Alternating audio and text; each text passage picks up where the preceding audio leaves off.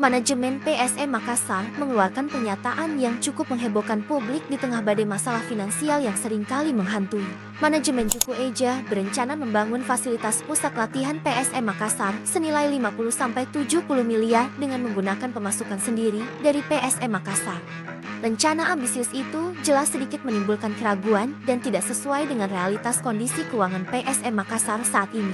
Namun fakta yang tak banyak orang tahu bahwa PSM telah memiliki aset tanah seluas 6 hektar.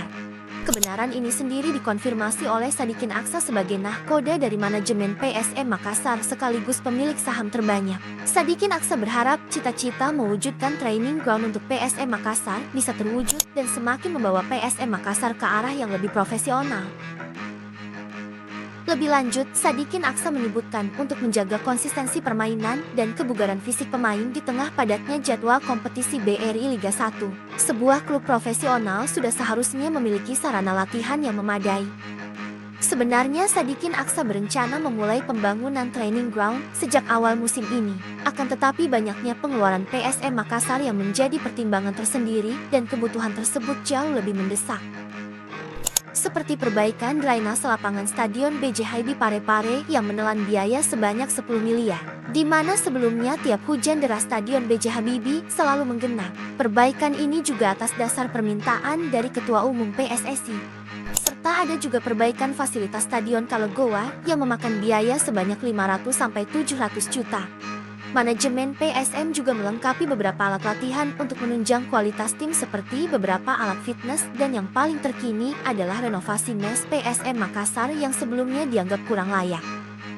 Hingga saat ini pembangunan training ground yang berlokasi di Pantai Indah Bosowa dan memiliki tanah seluas 6 hektare masih menjadi cita-cita manajemen PSM Makassar. Sadikin Aksa tentu saja sangat berharap cita-cita ini bisa terwujud. So, bagaimana menurut kamu dengan rencana manajemen PSM Makassar yang ingin membangun training ground senilai 50-70 miliar? Tulis komentar kamu di bawah.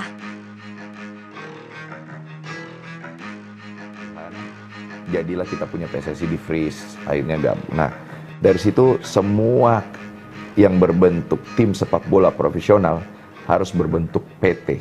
Oke, ya. Ya kan, PT. Ya. Pada saat klub itu berbentuk PT, berarti pengelolaannya sudah modern. Oke.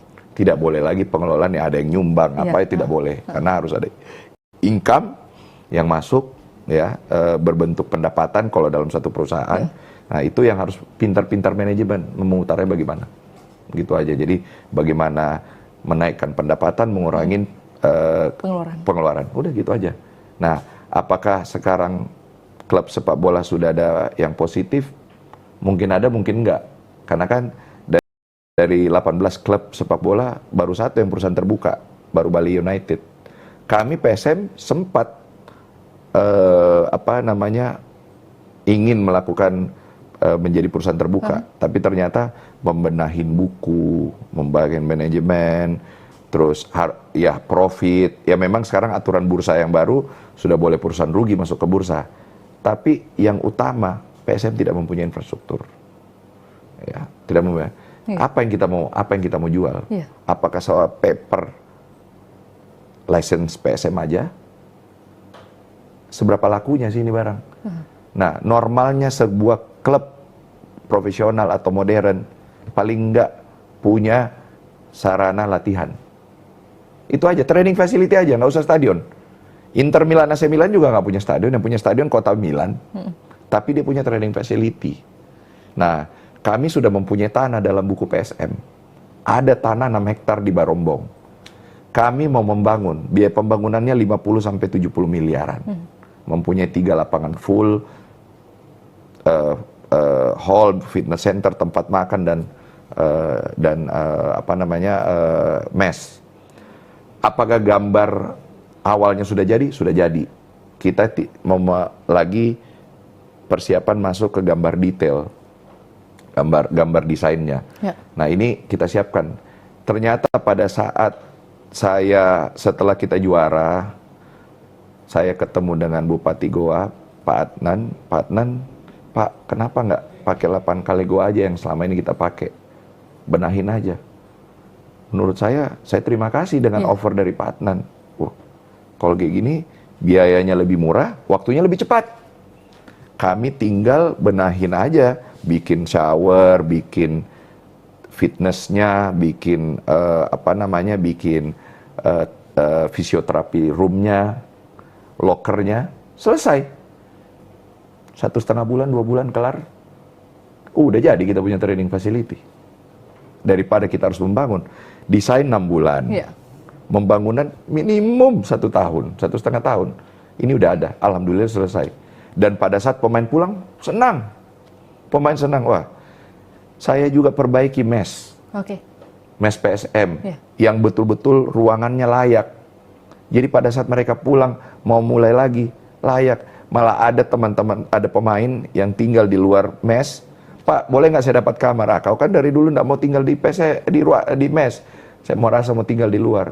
Tapi ya udahlah, kita perbaiki ini untuk kesenangan pemain. Karena tugas saya harus membuat pemain ini senang berlatihan. Karena kalau dia senang latihan, senang bermain, itu adalah tontonan buat para pencinta PSM, para supporter PSM. Itu tujuan saya, biar mereka senang nonton PSM. Tapi kalau ada yang mencaci maki, ya mohon maaf. Ada yang senang, ada yang tidak. Apapun yang kita bikin pasti ada yang senang, ada yang tidak. Itu aja. Ada pro dan kontra. Kalau gitu kita bahas soal pemain lagi, Pak. Ini kan beredar juga di sosial media bahwa salah satu pemain Victor Mansere akan meminta memutuskan kontrak. Bagaimana penjelasannya dari Pak Sadikin? Nangis Direktur PSM Makassar Pecahkan karena gaji pemain PSM.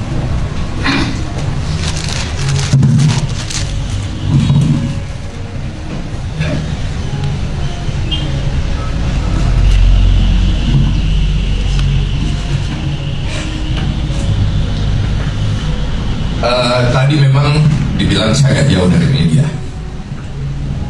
Saya ini bukan politisi.